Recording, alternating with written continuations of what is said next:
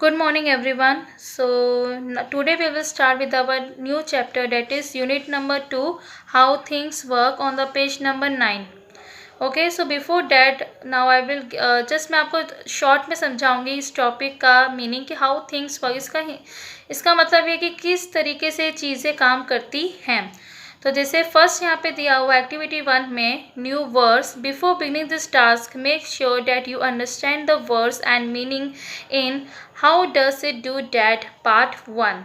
Did you find any new words such as reflect or photons or angle that you need help with? If you know them, can you help other classmates to understand? Use a dictionary or talk to classmates until everyone understands the new words. यानी कि ये chapter पढ़ने इस task या activities से पढ़ने से पहले आपको पहले कुछ वर्ड्स या न्यू वर्ड्स को अंडरस्टैंड समझ लेना चाहिए। जैसे एक्टिविटी 2 में यहाँ पे टॉपिक दिया हुआ है how does it do that, यानी ये किस तरीके से काम करता है। ठीक है, और आगे आगे भी जैसे जैसे एक्टिविटीज आप पढ़ते जाओगे वैसे वैसे आपको न्यू वर्ड्स पता चलेंगे। ठीक है, और उसका मीनिंग भी मैं आपको पता होना चाहिए। ठीक है, तो अगर आपको नहीं पता है तो you can use dictionary use कर सकते हो, you can take the help of internet. Okay, ताकि आप इन सब वर्ड्स जो न्यू वर्ड्स है उसका मीनिंग आपको पहले से ही पता चल जाए। ठीक है, सो नेक्स्ट दिया हुआ एक्टिविटी 2 में how does it do that part 1। So start करने से पहले कभी आपको मैं एक क्वेश्चन पूछती हूँ। ठीक है, जैसे आपने कभी सोचा है कि मिरर जो है, ठीक है, उसमें आपकी इमेज क्यों दिखाई देती है, उसमें आप क्यों दिखाई देते हो? ऐसा लगता है जैसे कि आप मिरर के अंदर हो। ऐसा सोचा है आपने? तो मिरर किस तरीके से आपकी इमेज वहाँ पे दिखाई देती है, तो कभी आपने ऐसा सोचा है? या फिर जब आपने देखा होगा कि जो टू व्हीलर है, जो कार है, ठीक है, उसमें भी साइड मिरर्स होते हैं जिसकी वजह से आपको दिखाई मतलब पता चलता है कि जो भी दूर की चीज़ है उसमें उस मिरर में साइड मिरर्स में आपको पास दिखाई देती है। तो क्यों ऐसा होता है? तो ये सारे जो क्वेश्चंस है आपके माइंड में आते होंगे, तो उसका सब आंसर्स जो है वो आपको अब पता चलेगा। ठीक है, दिया हुआ है, स्टार्ट करते हैं। Have you ever wondered how a mirror works? क्या आपने कभी सोचा है कि एक मिरर जो है वो कैसे काम करता है? Why does it look like you are inside the mirror? Why you are not? Why does it look backwards?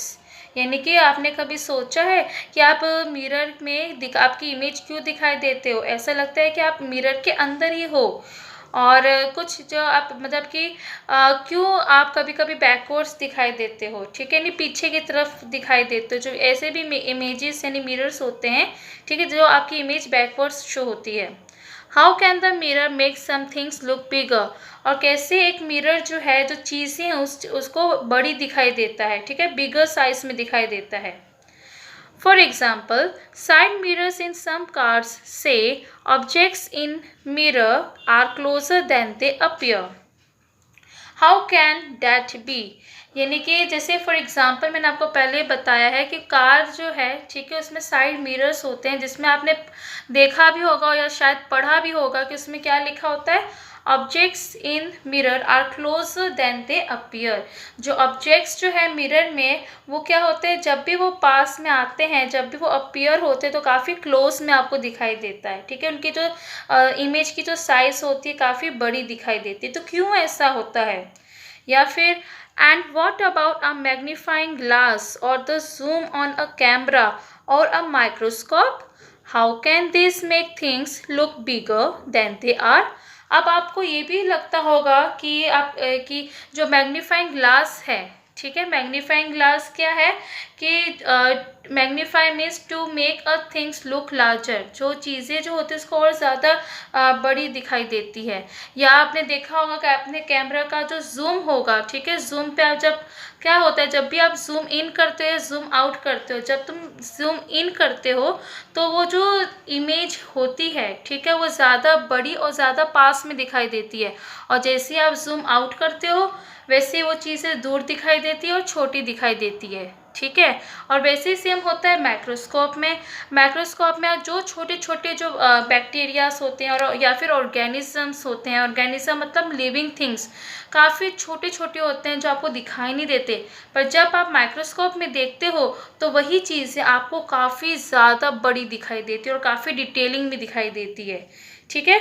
तो ऐसा क्यों होता है कि जो चीज़ें आपको पहले छोटी दिखाई देती है वो सब चीज़ें अचानक से बड़ी क्यों दिखाई देती है, ठीक है। तो ये सारे क्या है, ये सारे क्वेश्चंस है जिसका आंसर आपको अभी मिलेगा, ठीक है। या फिर आपने आपके माइंड में सारे क्वेश्चंस आते होंगे कि ऐसा क्यों होता है, क्यों, वाई। सो इन सभी का आंसर है that is convex mirror. Okay, जो कॉन्वेक्स मिरर होता है, सॉरी जी, जो कॉन्वेक्स मिरर जो होता है, जो ज़्यादातर कार्स में यूज़ किया जाता है, जो साइड मिरर होता है उसमें हम कॉन्वेक्स मिरर होता है, ठीक है। अब ये एक स्पीयर शेप का होता है, ठीक है। और जो कॉन्वेक्स मिरर होता है वो अपराइट होता है और डिमिनिश्ड इमेज प्रोवाइड करता है। अपराइट मतलब बिल्कुल सीधा और डिमिनिश मतलब कम या स्मॉलर इमेज दिखाई देती है, ठीक है। और ये क्या होता है कि it also provides a wider field of view, यानी कि as it is curved outside, यानी कि ये ऐसा काफ़ी मतलब आपको ऐसा लगेगा जैसे एक 3D लेंस की तरह होता है, ओके, 3D लेंस की तरह, और एकदम शॉर्ट फोकल लेंथ होता है जो आपको बिल्कुल मतलब कि जो मिरर होगा काफ़ी कर्व्ड होगा, और जो बाहर की तरह मतलब बाहर से काफ़ी कर्व्ड शेप का होगा, ठीक है। और जो इमेज होती है जो कॉन्वेक्स मिरर में होती है वो ज़्यादातर होती है वर्चुअल इमेज क्रिएट होता है। क्या होता है? वर्चुअल इमेज होता है। और डिमिनिश यानी स्मॉलर और इरेक्ट होता है। इरेक्ट यानी स्ट्रेट, ओके, सीधा इमेज बनता है, ठीक है। अब इसके बाद क्या होता है कि जैसे जैसे ऑब्जेक्ट या कोई वस्तु मिरर के पास आती है तो जो इमेज है, ठीक है, वो बड़ी होती जाती है और ऑब्जेक्ट के साइज पहुंचने तक मिरर को छू जाती है, ठीक है, वो छूती है। मतलब कि जो जैसे जैसे ऑब्जेक्ट्स जो है वो मिरर के और क्लोज आता रहेगा, कोई वस्तु मिरर के और पास आता जाएगा तो इमेज क्या होती जाएगी और लार्जर होती जाएगी, ठीक है, समझ में आया। और जो साइज है ऑब्जेक्ट का वो क्या होता है, जब तक नहीं आती तब तक वो रीच नहीं कर जाए the size of the object, और वो मिरर को टच करके निकलती है क्या, लाइट। इसका मेन फोकस किस पे है, लाइट का है, ठीक है। लाइट की वजह से ही आपको ये सारी चीज़ें दिखाई देती है, बिना लाइट के आपको कोई भी चीज़ दिखाई नहीं देगी, ठीक है। अब लाइट क्या होता है, वो रिफ्लेक्ट बैक करता है, ठीक है, यानी बाउंस बैक करता है, ओके। और लाइट की वजह से ही आपको मिरर में इमेज आपको दिखाई देती है और ऐसा लगता है कि आप बिल्कुल उसके मिरर के अंदर ही हो, ठीक है। अब क्या होता है नेक्स्ट, जब कोई वस्तु, और दूसरा अगर हम देखें तो जब वस्तु या ऑब्जेक्ट दूर जाती है तो उसकी जो छवि या जो इमेज जो है उसके साइज में और कम हो जाती है और धीरे धीरे उसका जो सेंटर के करीब पहुंच जाती है। और जब तक कि ये फोकस या ये सेंटर में एक पॉइंट तक कम ना हो जाए तब तक वस्तु काफ़ी दूरी पर होती है। समझ में आया? नहीं कि आपको दूर से जो इमेज जो है वो आपको काफ़ी छोटी लगेगी, पर जैसे जैसे वो इमेज या कोई ऑब्जेक्ट पास आता जाएगा वो इमेज आपको काफ़ी बड़ी दिखनी स्टार्ट हो जाएगी, ठीक है। तो इसी तरीके का होता है मैग्नीफाइंग ग्लास और वैसे ही होता है जूम जो आपके कैमरे में होता है ना, जब आप जूम करते हो तो उसी तरीके का ये काम करता है और माइक्रोस्कोप भी वैसा ही सेम काम करता है, ठीक है। Understood? So now take our next page number, that is page number 10। Activity 3 में आपको दिया है, So this article begins by asking questions about how things work। तो ये जो आर्टिकल जो अभी आपने पढ़ा है, ठीक है, ये क्या है, सभी इसमें क्वेश्चंस पूछा गया है कि किस तरीके से कहाँ चीज़ें जो है वो काम करती है। So it asks about mirrors, magnifying glasses, cameras and microscopes because all of these things depend on light। क्योंकि जैसे हमने किसके बारे में पूछा है क्वेश्चन, मिरर के बारे में कि मिरर कैसे काम करता है, मैग्नीफाइंग ग्लासेस, कैमरा और माइक्रोस्कोप, ये सभी किससे काम होता है? बिकॉज ऑफ द थिंग्स जो किस पे डिपेंड करती है? लाइट पे। Okay, let's write a new article about electricity. अब हम एक न्यू आर्टिकल लिखते हैं किसके बारे में? इलेक्ट्रिसिटी के बारे में। और इसमें आपको करीब 4 थिंग्स जो है, 4 चीज़ें आपको लिखनी है जो इलेक्ट्रिसिटी पे डिपेंड करती है। ठीक है, जैसे यहाँ पे लिखा है मैंने माइक्रोवेव ओवन। माइक्रोवेव ओवन जो है आप जो इलेक्ट्रिसिटी पे डिपेंड करती है। ठीक है, रेफ्रिजरेटर यानी फ्रिज जो इलेक्ट्रिसिटी पे चलता है। टेलीविज़न है, टीवी है, वो भी इलेक्ट्रिसिटी पे चलता है। बिना इलेक्ट्रिसिटी पे कुछ नहीं चलेगा। बिजली के बिना कोई चीज़ चलेगी नहीं। वॉशिंग मशीन वो भी। अब नेक्स्ट क्या लिखा है?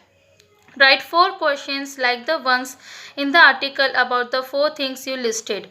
अब अभी हमने जो 4 चीज़ें जो हमने यहाँ पे लिखी है, ठीक है, वही चीज़ों के बारे में हमें यहाँ पे क्वेश्चंस पुट आउट करने हैं। ठीक है, जैसे मैंने यहाँ पे लिखा है what is the difference between a microwave oven and an ordinary oven, यानी माइक्रोवेव और ऑर्डिनरी ओवन के बीच का क्या डिफरेंस है। फिर दूसरा लिखा है how does the cooling system work in a refrigerator, यानी कि रेफ्रिजरेटर में जो कूलिंग सिस्टम है वो किस तरह से काम करता है। थर्ड है what is the difference among LCD TV, LED TV and plasma TV. अब एलसीडी टीवी में और एलईडी टीवी में और प्लाज्मा टीवी में क्या डिफरेंस है। ठीक है, लास्ट है but not the least, how does a washing machine operate, यानी जो वॉशिंग मशीन है उसको किस तरह से ऑपरेट किया जाता है। तो ये सारे जो क्वेश्चंस हैं, ठीक है, ये जो हमने पुट आउट किए हैं, ये सारे आंसर्स जो है आपको ढूंढने हैं। ठीक है, और आपको उससे समझना भी है। ओके, ये जस्ट आपको ये क्वेश्चंस पुट आउट करने के लिए ही यहाँ पे आपको एक्टिविटी दी गई है। ठीक है, now take a next page number, that is page number 11। Now activity 4 page number 11, how does it do that part 2। अब ये पार्ट 2 है। अब now the answers to all this questions are found in how light works. ये सारे जो questions के जो answers है, यही सब आंसर्स जो है किस पे डिपेंड करता है कि लाइट कैसे काम करता है। ठीक है, we know that we can only see things when there is light, right. मतलब कि ये तो हम मान चुके हैं कि अगर हम चीज़ों को तभी देख सकते हैं जब लाइट होगी। सही है, of course it is right. Some things like light bulbs and fireflies make their own light, but most things do not. यानी कभी कभार क्या है कि जैसे लाइट बल्ब्स है या फायरफ्लाइज क्या होता है? एक इंसेक्ट है जो एक्टिव रहता है नाइट के वक्त, रात को ही वो एक्टिव रहता है और वो शाइन करता है। ठीक है, on end of in the dark. Okay, यानी आप उसको जुगनू भी कह सकते हो। ठीक है, ये क्या होता है? ये अपनी लाइट खुद बनाते हैं। ठीक है, और पर कुछ चीज़ें होती है जो नहीं बना पाते हैं। So how do we see them, तो उनको हम कैसे देख सकते हैं? We see them because they reflect light. हम उनको तभी देख सकते हैं जब वो क्या होता है, लाइट जो है वो रिफ्लेक्ट करती है, यानी बाउंस बैक करती है।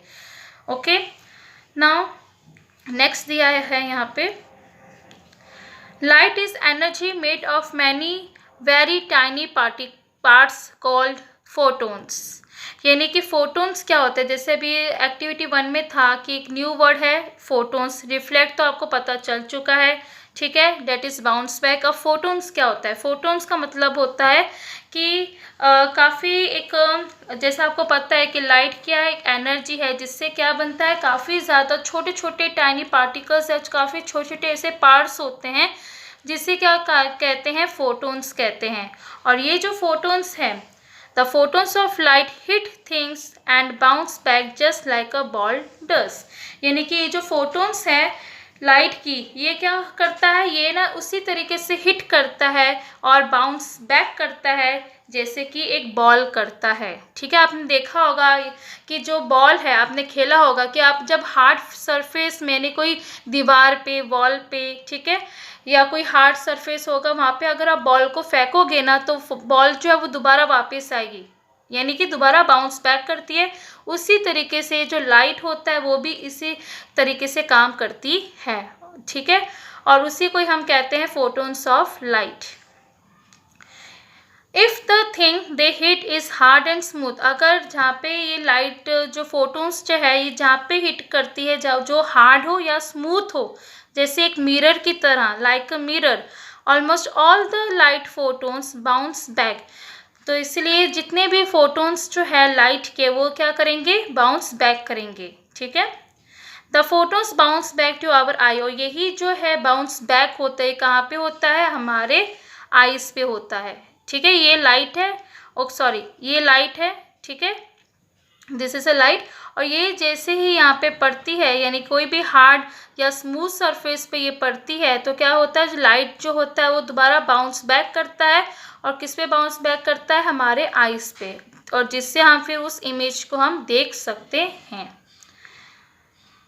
Okay, if all the photons bounce back, अगर सारे फोटोन्स जो है वो बाउंस बैक करते हैं, then we see something that looks just like the surface, तो हम कुछ देखेंगे, ठीक है। जैसे सारे फोटोन्स बाउंस बैक करते हैं, तो तब जाके हम वो सरफेस जो है हमें दिखाई देता है।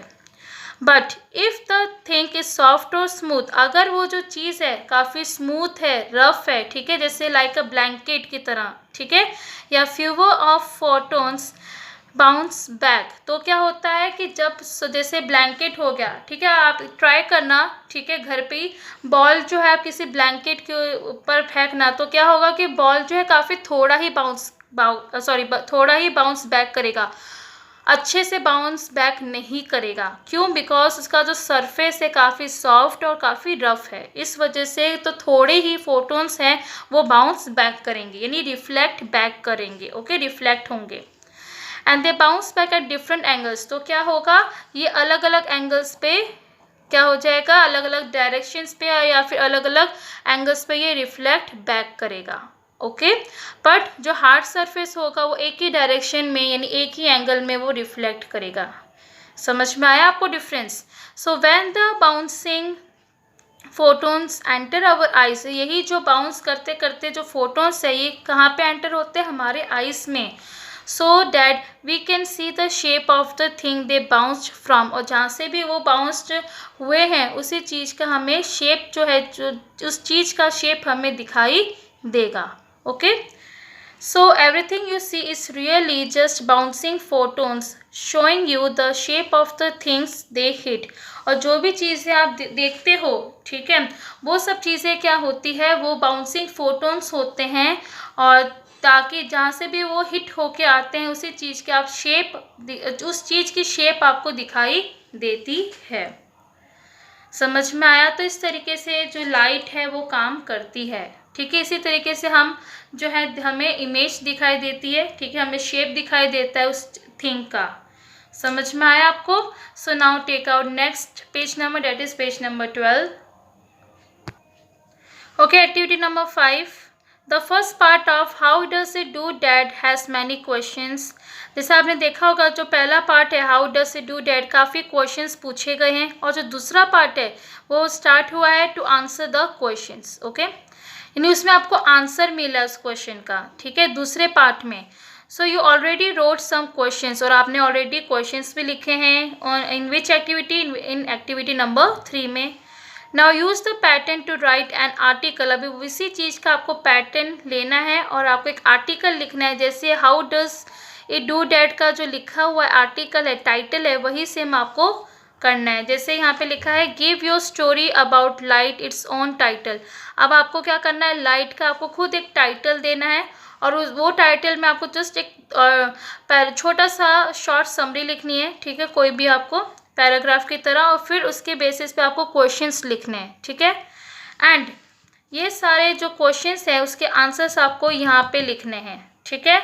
और इस तरीके से आपको पता चलेगा कि then you have to explain how you think electricity works to answer the questions, okay. जैसे मैंने यहाँ पे टाइटल दिया हुआ है light the sense of sight, okay, यानी कि इसी लाइट होगी तो ही हमें दिखाई देगा, ठीक है। जैसे आप यहाँ पे लिखा है visible light is electromagnetic radiation that is visible to human eye and also for the sense of sight, यानी विजिबल लाइट, यानी जो लाइट हम बिल्कुल मतलब कि अच्छे से देख सकते हैं, एकदम ट्रांसपेरेंसी से हम देख सकते हैं, तो किस तरीके से, एक इलेक्ट्रोमैग्नेटिक रेडिएशन की वजह से, जिससे हम बिल्कुल साफ जो है हम देख सकते हैं, ठीक है, to human eye, and also for the sense of sight, और ये क्या है हमारी, मतलब हम देख सकते हैं, okay, this is a sense of sight.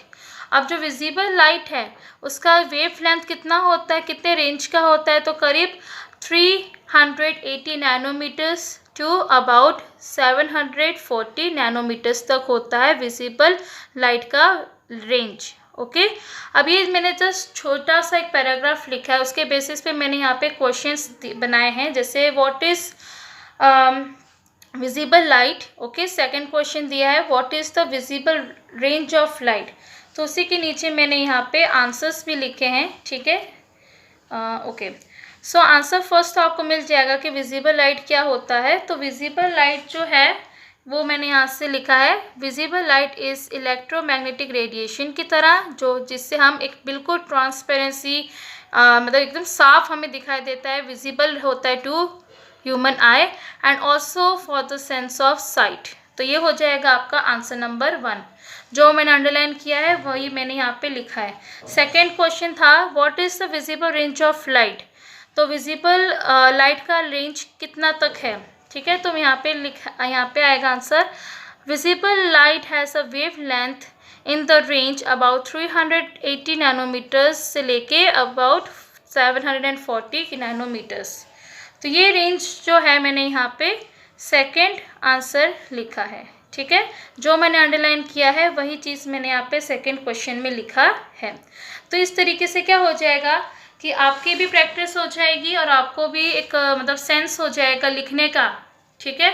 और ये इसी एक्टिविटी में यही बताया है कि अगर लाइट है तो उसका टाइटल देना है, छोटा सा एक पैराग्राफ लिख सकते हो और उसी के बेसिस पे आप खुद क्वेश्चंस बना सकते हो और इसी क्वेश्चंस को आप उसमें आंसर्स भी आपको मिल जाएंगे, ठीक है। तो जिस तरीके से मैंने किया है उसी तरीके से आप भी कर सकते हो, ठीक है। तो ये आपका होमवर्क रहेगा, तो मैं आपको आज यहाँ तक ही समझाऊंगी, बाकी जो एक्टिविटीज़ है 6, 7, 8, 9, 10 वो मैं आपको नेक्स्ट वीडियो में बताऊंगी। Till then good bye, take care and have a nice day. इस वीडियो को आप अच्छे से देखिए, समझिए, ओके।